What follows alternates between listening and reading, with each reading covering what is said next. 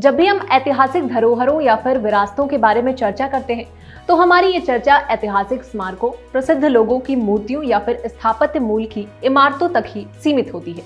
लेकिन भारत विरासतों के इस गौरव को एक कदम और ऊपर ले गया है, क्योंकि देश के विभिन्न हिस्सों में मानव जीवन के संदर्भ में पेड़ों की महत्ता को ध्यान में रखते हुए हरे भरे जीवित पेड़ों को भी सांस्कृतिक और ऐतिहासिक विरासत का दर्जा दिया जा रहा है। ये जीवित विरासत सड़कों के किनारे, पार्कों में, जल निकायों के पास, जंगली पेड़ों के बीच, धार्मिक स्थानों में और यहाँ तक कि निजी संपत्ति में भी पाए जा सकते हैं। हमारे भारत में न जाने कितने ही विरासत वृक्ष मौजूद हैं। वहीं बात यूपी की करें तो हालिया डेटा के मुताबिक पूरे यूपी में अभी तक कुल 948 पेड़ों को विरासत वृक्ष घोषित किया जा चुका है, जिनमें सबसे ज्यादा विरासत वृक्ष मौजूद हैं मोक्ष नगरी वाराणसी में। यहाँ 99 विरासत वृक्ष हैं। इसके बाद 53 विरासत वृक्षों के साथ दूसरे स्थान पर प्रयागराज है और 37 विरासत वृक्षों के साथ हरदोई तीसरे स्थान पर है।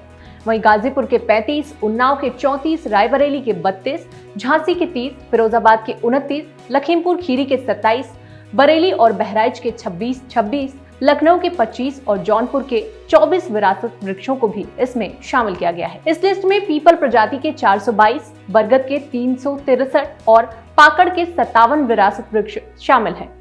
पर आज ये चर्चा विरासत वृक्षों पर क्यों? क्योंकि बीते दिनों प्रदेश में 100 वर्षों से अधिक आयु के 28 प्रजाति के वृक्षों को विरासत वृक्ष घोषित करने के बाद अब प्रदेश के सभी यानी कि 948 विरासत वृक्षों को अंगीकरण योजना के तहत संवारने की योजना बनाई गई है।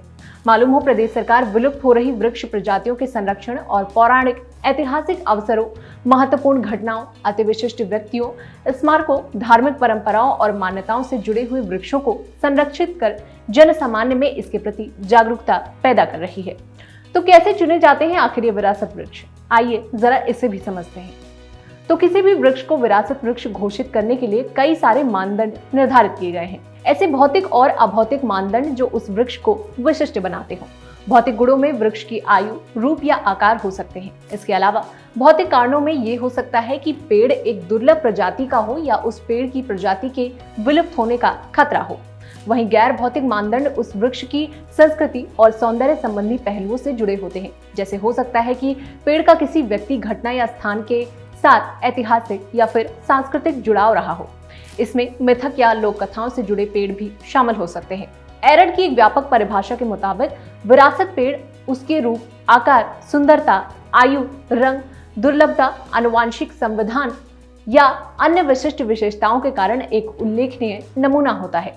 किसी वृक्ष को विरासत वृक्ष मानने के लिए उसके सौंदर्य, वनस्पति, बागवानी, पारिस्थितिकी, सामाजिक, सांस्कृतिक और ऐतिहासिक मूल्यों को भी ध्यान में रखा जाता है।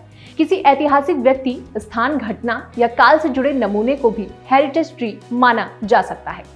तो बस आज की वीडियो में इतना ही। इस वीडियो में दी गई जानकारी आपको कैसी लगी कमेंट सेक्शन में लिखकर बताना बिल्कुल न भूलें। ऐसी तमाम जानकारियों के लिए देखते रहें और करते रहें बातें यूपी की। नमस्कार।